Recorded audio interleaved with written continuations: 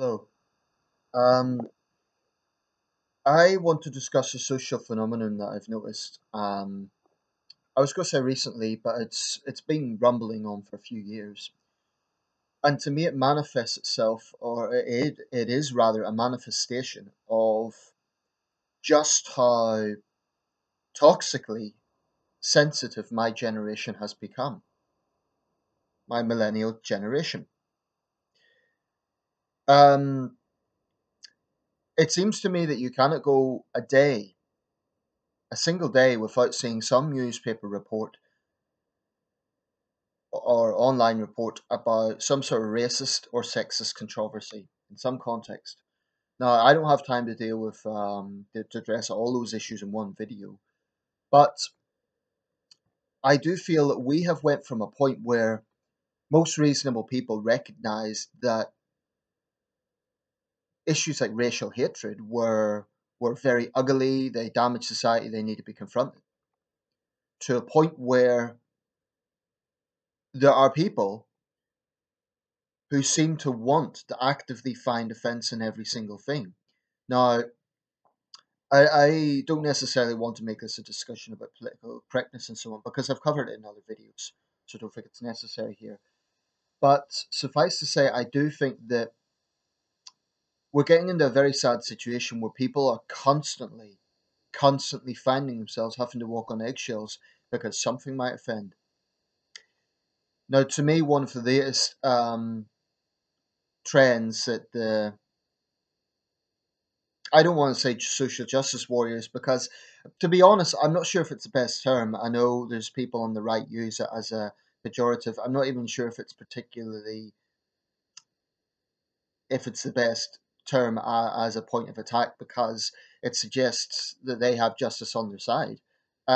Whereas I think actually a lot of the issues that they bring up are just divisive nonsense. One of those is the issue of so-called cultural appropriation. Now, I could have made this video entirely about that and used that in the title, but there are other areas around this, so bear with me. Cultural appropriation, basically, as a definition, is when one racial group, or plural racial groups, take the cultural traits of another group, whether it be cuisine or dance, literature, maybe particular types of sport, etc. Basically, the cultural traits of a particular group, and they endorse that. They use it. They celebrate it.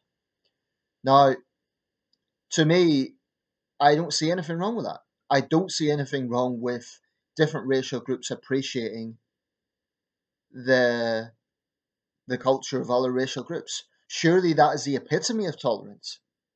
But we're now living in an upside down world where appreciating another group's culture is now a sinister thing. That to me is totally baffling. There was a recent example of this. The apparently white children were told at Halloween not to wear costumes of Mona, the Disney character who, as I understand, I haven't seen the film, but as I understand it, is based on a Polynesian story. So presumably the message was white children shouldn't wear this in case they offend Pacific Islanders. Um, I just find it sad that there are people out there who want to find offence at every single thing. And it has to be stated that this is not a case of the entire group being offended. So it's not a case that one racial group is more sensitive than the other. It is that there are people within that group who are hell bent on towing, frankly, a victimhood narrative. Um, I can understand a bit of criticism if you have someone in a racial group, say for example you have a white person, and they actually think they are Asian or they actually think they are black, and they endorse the culture to a point where they are trying to say that they are Asian or black. I could understand the controversy there, totally.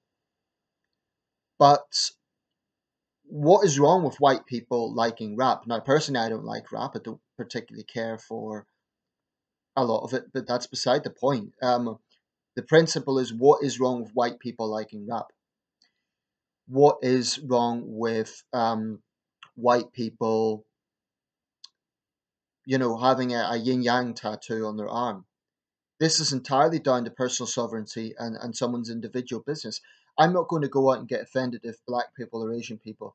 Well, actually, what is culturally white anyway? It's another debate.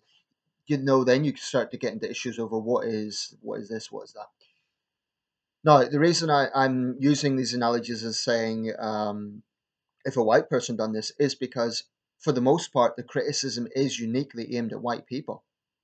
Occasionally, you might get a situation whereby a black person is accused of culturally appropriating Asian people. Actually, think of the famous song Kung Fu Fighting. It was a black Jamaican artist who sang that song. Now, back in 1976, nobody cared about that, at least very few people. Certainly not enough for it to be newsworthy. Today, I don't think you could do that. So it's not just aimed at white people. I probably shouldn't say that, but I think it is more aimed at white people because, like I said in a previous video, and I do believe this, anti-white racism, i.e., attacking white people for being white, is is far more socially acceptable than other forms of racism. When we really should just have consistency. But I just think it's tragic that now the regressive left are looking at this ultra sensitive millennial generation or that side of it. I'm a millennial and they don't speak for me, believe me. Um, but this is why I lost my track of thought there. But this is why my generation gets a bad name, and it isn't entirely accurate because we're not all super sensitive whingers. It's not like that. But I can understand why my generation gets that stigma or that image because when you look at university campuses, when you look at how this sort of thing hijacks that, I came across another example last night that got on my nerves. The character Cho Chang in the Harry Potter series. Now, there are people actually out there trying to insinuate that J.K. Rowling is an unconscious racist because she cast a British Chinese character supposedly with stereotypical traits. Now, what does that even mean? Um, I'll be honest, I haven't read the books in full, but I think if there was some sort of sinister, genuine racism going on there, J.K. Rowling wouldn't have got anywhere near the sort of success that she's had. It seems to me that once again there are people out there who are hell bent on adopting a victimhood narrative, and I guarantee you the same people who are complaining about this character supposedly being stereotyped, and I'll come back to that point because I think the whole issue of stereotyping is something that needs to be explored. Um, but the very same people would be complaining if there wasn't any British Chinese representation. They'd say, "Oh, it's not diverse enough." That's it's something like I said. It's totally overtaken the entertainment industry. Every single film, it seems now, has to have a quota to be diverse enough. So there has to be a certain number of black characters, a certain number of Asian characters, a certain number of gay characters. Um, but like I say, anti-white sentiments get a complete pass, and you get ethnic minority actors who will don whiteface. That's fine, and it is fine. I don't care about it. But the double standards are glaringly obvious. To be clear here, I'm not saying that people absolutely have to agree with my views on this, but I am saying that what we are noticing is that nothing is innocent anymore. Every single thing, unless it fits into the very narrow worldview of the regressive left, every single thing has to be sinister. There's some sort of hidden message, especially if it's from a white person, and I just find that very sad indeed. I've written short stories. I want to get my work published, and I do have some minority characters in my stories. Now I'm thinking, well, is someone going to accuse me of stereotyping? I don't believe I am. I don't believe that I'm throwing in kind of like over the top stereotypes of what someone is supposed to look like. I can sort of understand if it's a situation where an artist or a writer or a singer is relying solely on stereotypes. Okay, I can understand controversy over that. But the thing about stereotypes is they have some truth. They do. We sort of see stereotypes as being an entirely bad thing. I don't think they are. Um, Take, for example, a stereotype about the Irish like to drink a lot. That could be good or bad. It can mean that they're reckless and they're drunks, which is not a positive image, but it can also mean that they're very social people who like to have a good time. So I don't understand why stereotypes are always seen as a bad thing. If you have, for example, an ethnic minority character in a story or a novel, and like the stereotype, whatever that might be, of their cultural group is brought up in the story, as I assume the criticism directed at J.K. Rowling over the character Cho Chang was. Um, but correct me if I'm wrong, but as far as I knew, Cho Chang was one of the heroes in the story. She was on the good side of things, anti Voldemort side of things. She was Harry's girlfriend briefly. So it just baffles me, to be honest. I just find it very sad. But there are actually serious implications of this. There are going to be serious implications in terms of artistic freedom. Because you're going to have a situation, and it won't just affect white artists; it will affect everyone. Because then white people are going to feel defensive, and they say, "Okay, well, if you're going to attack us, we're going to attack you, and we're going to point out the cultural appropriation here, there, or wherever." Um, it just I just find it very frustrating and very sad that we're now in a situation where you cannot even appreciate another culture without some idiot saying you're culturally appropriating. It's your unconscious racism. This is madness. I mean, Martin Luther King would be, I think he would be turning in his grave if he knew the sort of debates that were going on today. I really do. What was it he said? I dream of a day where little black boys and little black boy girls um, will join hands with little white boys and little white girls. King was the absolute opposite of this sort of nonsense because at its core is divisive. It's saying that each ethnic group must stick to their own. In fact, when you break it down, there's not that much difference between this sort of thinking and the thinking of white supremacists or any other sort of supremacists. This mentality that this is our cultural trait, we own it, you stay out of it. So everybody knows, for example, on Asian stereotypes, everybody knows that those sort of martial arts come from Asia. No one's trying to steal them. People know that kung fu is an ancient Chinese art. People know that the most of the stereotypical things that people are attacking for being culturally appropriating, um, they know where the origins are.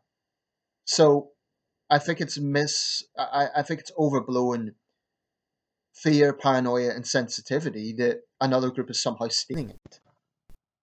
I mean, you can break this down in a lot of ways. The British could look at India and say, oh, they're culturally appropriating our cricket.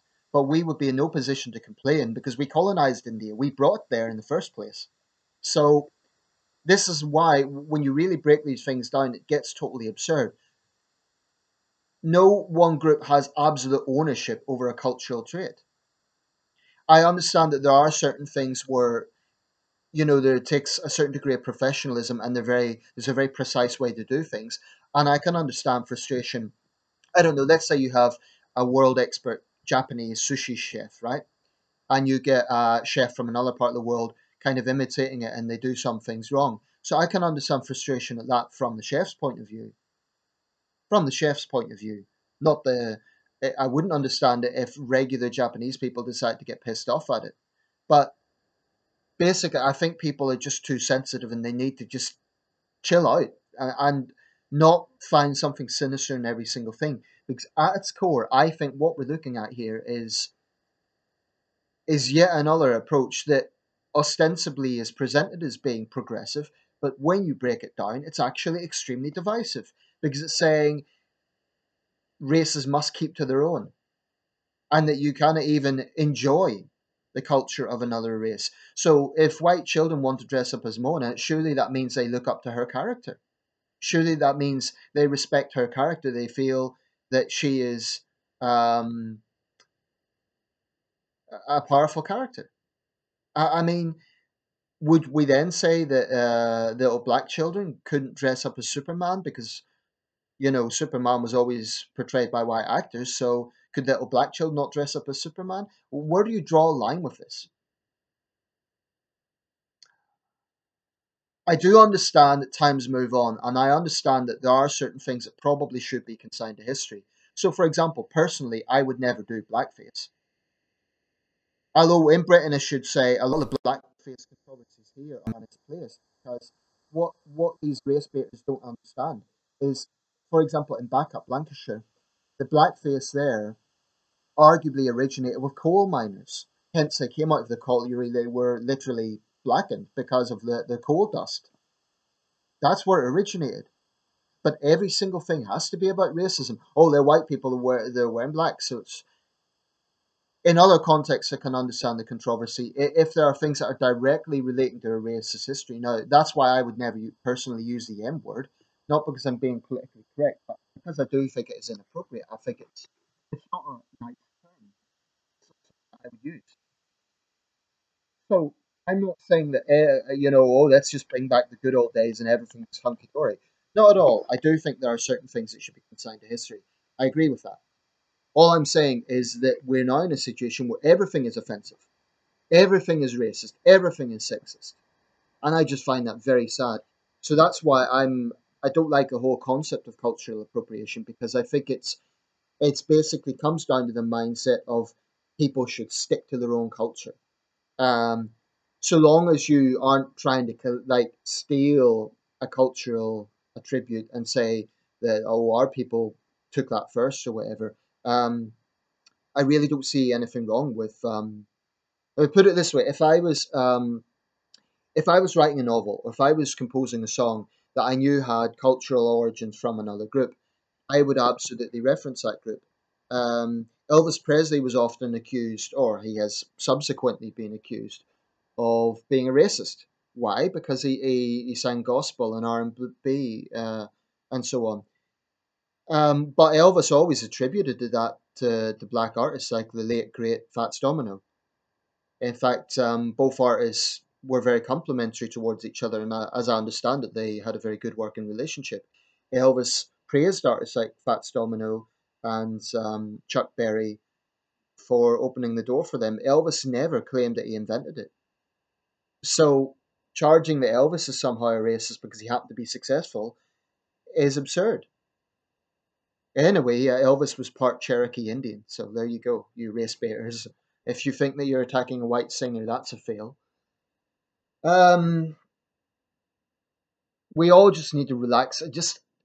I'm never going to allow someone to tell me I cannot have an interest in a particular type of music or a particular type of art form because I might be culturally appropriate. No, you don't own that.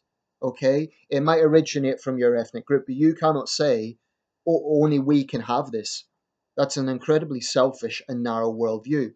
So, for example, me, a white Western guy, enjoys listening to traditional Chinese music. I find it relaxing. I find it beautiful. I find the melodies very, very tranquil. Um, Sue me. Let me know your thoughts.